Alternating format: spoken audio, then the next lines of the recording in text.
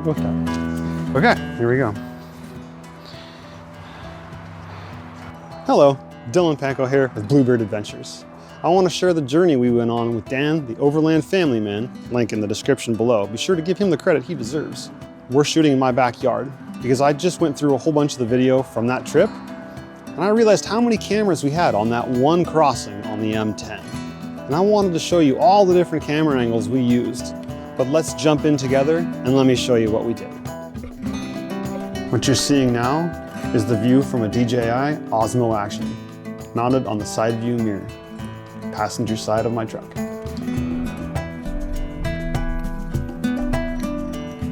Coming into view is Oliver, filming from my Samsung S20 in slow motion.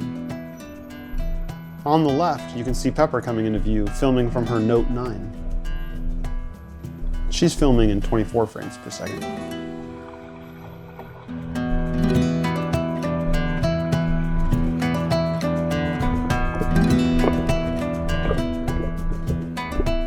Now, I'm setting up a GoPro Hero 4. I'm leaving the camera here. This Hero 4, I thought would be safe, so I didn't put it in a case because I wanted better audio.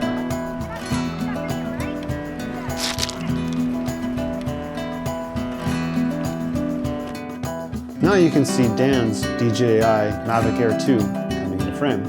He's going to get this shot from the air. In our truck, we do have the DJI Mavic 2 Pro, Zoom, and Enterprise Dual. But ours aren't as quickly to deploy as Dan's on. The fun part about a drone is you get so many angle choices. So you can put it almost anywhere, except into a tree. But you can see Pepper there sitting on the other side of the creek. So we've got Oliver on one side and Pepper on the other. And here's where I regret not putting the camera in a case. This is the view from the Samsung S20 in slow motion, not super slow motion.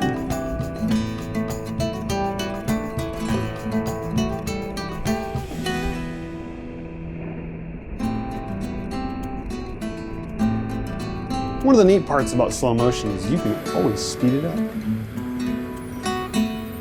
It looks like Pepper's feet got wet.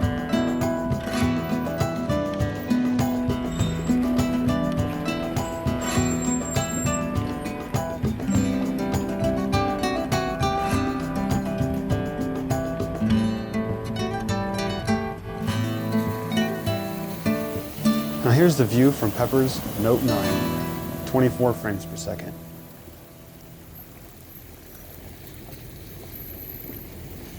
Nice part about 24 frames per second is in-camera motion blur.